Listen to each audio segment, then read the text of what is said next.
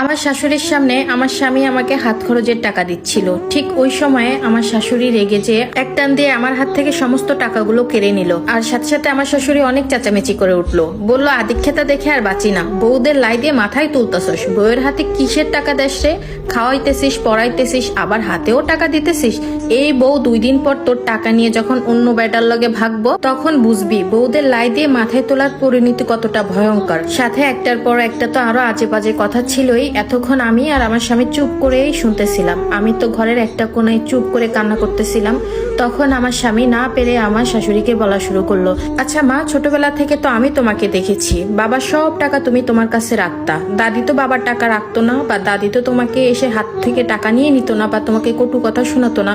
বাবা তোমাকে এত সম্মান করতো, এত মূল্য দিত, এত ভালোবাসতো, তাহলে তুমি কি বাবার টাকা নিয়ে অন্য পুরুষের সাথে ভেগেছো? এই কথাটা শুধুমাত্র আমার স্বামী তার মাকে বোঝানোর জন্যই বলেছিল। ঠিক তখন আমার শাশুড়ি রেগে যেয়ে চিৎকার করতে করতে বলল, বুঝবি বুঝবি, একদিন বুঝবি বউ আপন নাকি মা আপন, তখন ঠিকই বুঝবি আর কানবি। বিয়ের পর থেকে আমার স্বামী টের পেত আর জানতো যে তার মা আমার সাথে কারণে অকারণে বাজে কথা বলে, একটা দিনও ভালো কথা বলেনি। জানি না আমার শাশুড়ির সাথে আমার কিসের শত্রুতা, তবুও একটা দিনও আমার সাথে ঠিক মতো ভালো করে কথা বলেনি। এদিকে আমার স্বামীও ভীষণ অসহায়, সেও মাকে মুখ ফুটে কিছুই বলতে পারে না, কারণ জন্মদাতা মা, তাকে যদি কিছু বলে সে মনে অনেক কষ্ট পাবে।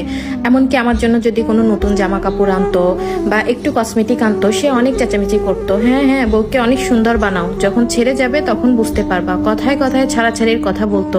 এই কথাগুলো শুনতে শুনতে এক প্রকার আমি অতিষ্ঠ হয়ে যাই। তো বছরের পর বছর এরকম দিনগুলাই আমরা পার করতেছিলাম। জানি আমার শাশুড়ির অপরাধ, বা আমার স্বামীও জানতো যে তার মায়ের ভুল, তারপরও সে নিরুপায়, কারণ কিছু বলারই থাকতো না। তো এটা হচ্ছে একটা আপুর লাইফে ঘটে যাওয়া একটা ঘটনা, তার লাইফ থেকেই নেওয়া। তো এখান থেকে আমি যেটা বুঝলাম সেটা হচ্ছে, যদি ছেলেকে এরকম পরই ভাবে বা ছেলেকে বিয়ে করানোর পর সে পর হয়ে যাবে, এটা যদি কোনো মায়ের মনের ভিতরে থাকে, তাহলে সে তার ছেলেকে বিয়ে করায় কেন? মায়ের সাথে রাখলেই হয়, নিজের আঁচলের সাথে বেঁধে রাখলেই হয়। যদি ছেলেকে বিয়ে করানোর পর ছেলের বউর সাথে সে পর হয়ে যায়, এসব মন মানসিকতা যাদের আছে তাদের সংসারে কখনোই শান্তি থাকে না। সবসময় একটার পর একটা জিনিস নিয়ে ঝগড়া হবে, মনোমালিন্য হবে, শান্তি তো থাকেই না, আল্লাহ রহমতও থাকে না। একটা ফ্যামিলিতে শ্বশুর শাশুড়ি বউ জামাই ননদ সবাইকে নিয়ে মিলেমিশে থাকতে হয়।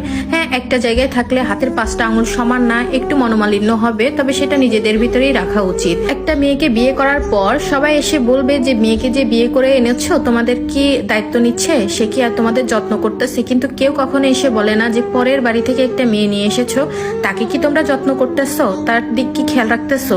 আমাদের সমাজটাই এরকম। আর প্রতিটা শাশুড়ির উচিত যে পরের বাড়ির মেয়েটাকে নিজের বাড়ির মেয়ে মনে করা। নিজের মেয়ে যদি বেলা 10টা পর্যন্ত ঘুমায় তাহলে তার কোনো